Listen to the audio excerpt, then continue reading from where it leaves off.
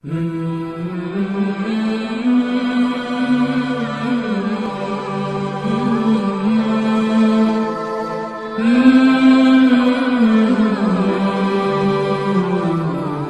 வரஹ்மத்துல்லாஹி வபரகாத்துஹு.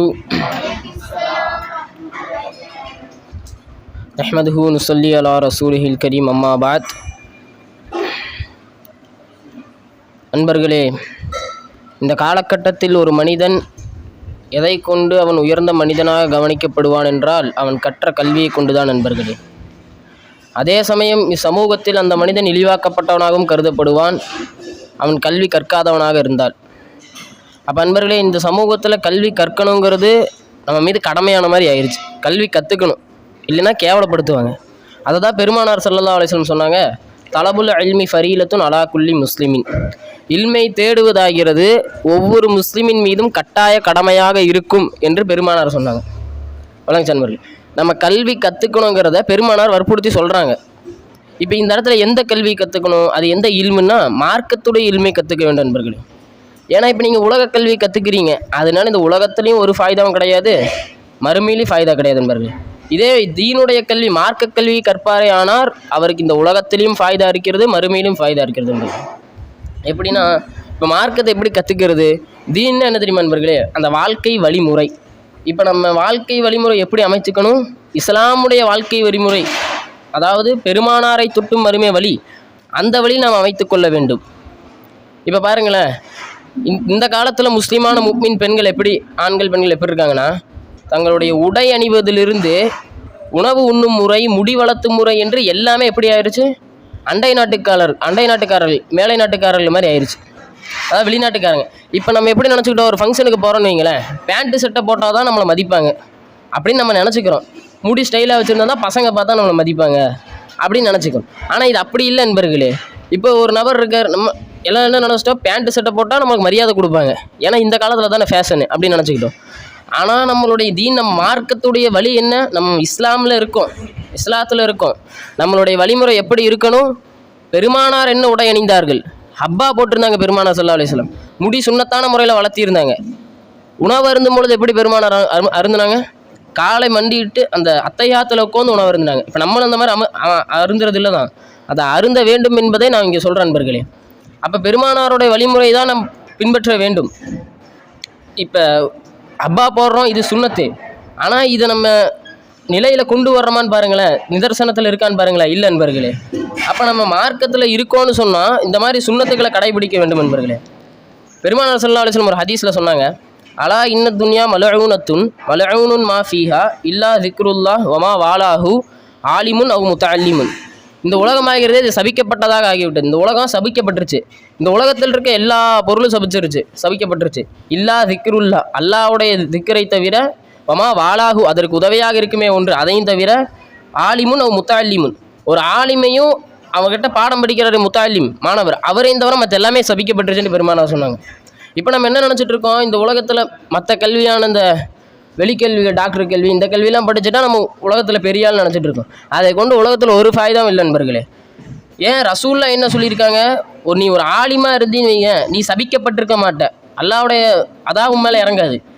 அந்த ஆலிமா இருக்கவருக்கு தான் தெரியும் அல்லாஹ்வுடைய திக்ர் எதுன்னு. ஒரு வஸ்து கண்ணுக்கு முன்னாடி வந்தால் அந்த வஸ்து என் சுயமாக என் தேவையை பூர்த்தி செய்யாது. அந்த வஸ்துவில் மௌஜூதாக இருக்கானே அல்லாஹ், அந்த அல்லாஹ் தான் என் தேவையை பூர்த்தி செய்வாங்கிறது அந்த ஆலிம் அறிஞ்சிருப்பார். அதனால் அந்த ஆலிமும் சபிக்கப்பட மாட்டார், அந்த ஆலிம் திக்ர் செய்கிறாரு அதுவும் சபிக்கப்படாது. அவருக்கு உதவியே என்ன பொருள் இருக்கும்? ஒரு ஆலிம் கண்ணை திறந்து பார்த்தாருன்னு வைங்களேன், பார்க்குற வசூலெல்லாம் அல்லாவை பார்ப்பார், ஏன்னா அவர் விளங்கிட்டார், அவர் அல்லாவை அறிஞ்சிக்கிட்டாரு.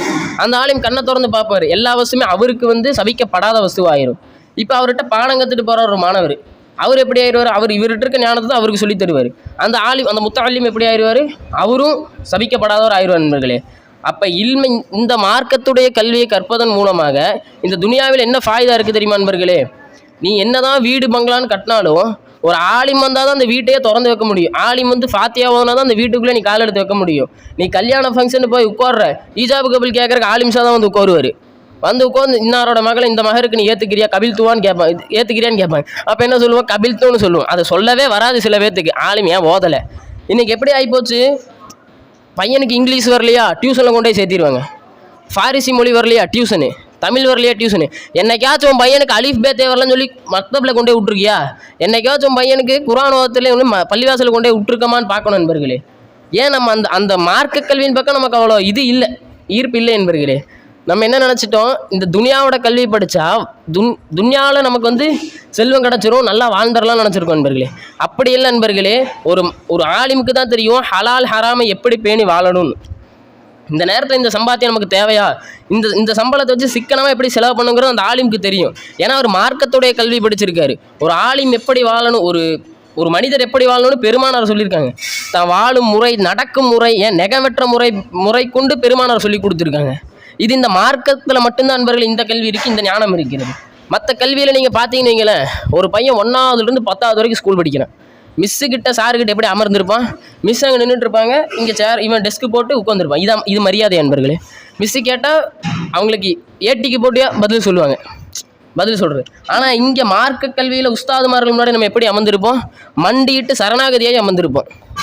பெரிய பெரிய உலமாக்களுக்கு முன்னாடி மண்டிட்டு சரணாகதியாக அமர்ந்திருப்போம். இதுதான் இல்மு, இதுதான் மார்க்கம். அந்த இல்மை கற்றுக்கொண்டவர்களுக்கு தரக்கூடிய மரியாதை.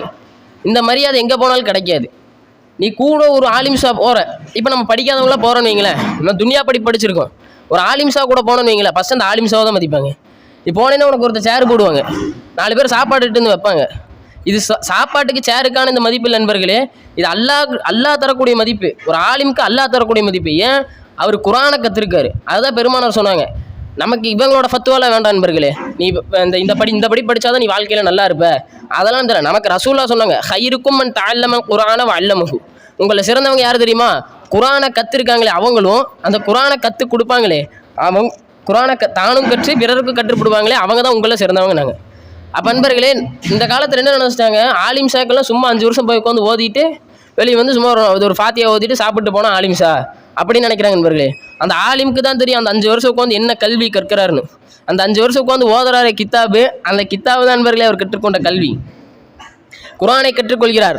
அந்த குர்ஆனில் அல்லாஹ் என்ன மார்க்க சட்டத்தை சொல்கிறான், அல்லாஹ் நமக்கு வாழ்க்கைக்கு என்ன சொல்கிறான் என்பதை சொல்கிறார்கள் நண்பர்களே. அவர்கள் தான் ஆலிம், அவர்கள் தான் மார்க்க கல்வியை கற்றுக்கொண்டவர்கள். ஒரு பெரிய ஒரு மகான் சொல்லுவாங்க, லவ்லுல் உலமா, உலமாக்கள் மட்டும் இல்லை என்று சொன்னால் ல சாரன்னாசு பஹாயிமன், மக்கள்லாம் மிருகமாக மாறி இருப்பாங்க. ஏன், ஒரு உலமா தான் ஒரு ஜமாத், அந்த ஒரு கூட்டத்தையே வழி நடத்த முடியும். இப்போ பள்ளிவாசலுக்கு போகிறோம், உலமாக்களோட அந்தஸ்து எப்படி இருக்குது பாரு நண்பர்களே. ஒரு பள்ளிவாசலுக்கு போகிறோம், ஹுத்துபாவில் மேடையில் அந்த உலமா ஏறி ஆலிம் செய்யற நிற்கிறாரு, அவரோட காலுக்கு சமமாக தான் எல்லாம் உட்காந்துருப்பாங்க. அந்த ஊர் கலெக்டரே இருந்தாலும் அங்கே கீழே தான் கோருவார். ஏன், அந்த ஆலிமுக்கு அல்லாஹ் அவ்வளோ மரியாதை கொடுக்குறான் பாருங்கள். மேடையில் ஏறி நிற்க வைக்கிறான், அவங்க ஹுத்துபா ஓதுறாங்க, ரசூலோட பேரை சொல்லி ஹுத்துபா ஓதுறாங்க, அவங்க காலு கீழே எல்லாம் அங்கே உட்காந்துருப்பாங்க. இது ஆலிமுக்கு கொடுக்குற மரியாதை. அவர் கற்றுக்கொண்ட கல்வி என்ன, குர்ஆனுடைய கல்வி. அந்த குர்ஆனில் அல்லாஹ் என்ன சொல்கிறான், அவனை பற்றி அவனோட ரசூலை பற்றியும் சொல்கிறான். ஒரு மனிதன் எப்படி வாழணும் என்று சொல்கிறான், இது மார்க்கத்தில் இருக்குது. அவன் குடும்பத்தை எப்படி நடத்தணும்னு சொல்கிறான், இது மார்க்கத்தில் இருக்குது. தன் தாய் தந்தையிடம் எப்படி நடத்தணும்னு சொல்கிறான், இது பெருமானார் சொன்னாங்க. இது எல்லாம் கற்றுக்கிட்டா பாருங்க, இதுதான் மார்க்க கல்வி. இந்த கல்வியை ஒரு நபர் கற்றுக்கிட்டாருன்னா மறுமையில் போவார். 40 பேர் நரகம்னு முத்திரையிட்ட ஒரு 40 பேர்த்த இந்த நபர் சொர்க்கத்துக்கு கூட்டிகிட்டு போகலாம், உண்மையான ஆலிமா இருந்தா. ஏன் நண்பர்களே, அல்லாஹ் கொடுக்குறான் அவங்களுக்கு அவ்வளோ அந்தஸ்தை. நீ ஆலிம்சாவாக இருக்கியா, நீ பேர் புகழுக்காக ஆலிமாயிடக்கூடாது, அல்லாஹ்க்காக ஆலிமாகணும். 40 பேர்த்த சொர்க்கத்துக்கு கூட்டிகிட்டு போகணும்னு ஆலிமாயிடக்கூடாது, அல்லாஹ் பின்னாடி கொடுப்பான். அது நம்ம ஆலிமாகிற ஒரே நோக்கம் என்ன, நம்மளே வளர்த்திக்கணும். நம்ம எப்படி வாழணுங்கிற முறையை நம்ம கற்றுக்கணும். பெருமானார் எப்படி வாழ்ந்தார்களோ அந்த முறைப்படி வாழணும் நண்பர்களே. அப்போ பெருமானார் ஸல்லல்லாஹு அலைஹி வஸல்லம் இந்த முறையில் கூறி காட்டுறாங்க, கூறாங்க நண்பர்களே. அப்போ ஒரு மனிதர் எப்படி வாழ வேண்டும் என்பதையும் இந்த மார்க்கம் சொல்லித் தருகிறது. எனவே நண்பர்களே, மார்க்கத்தை கற்று அதன்படி வாழ்வதற்கு அல்லாஹ் உங்களுக்கு எனக்கும் தௌஃபீக் செய்வானாக. வாஹிரு தஅவானா அல்ஹம்துலில்லாஹி ரப்பில் ஆலமீன். அஸ்ஸலாமு அலைக்கும் வரஹ்மத்துல்லாஹி.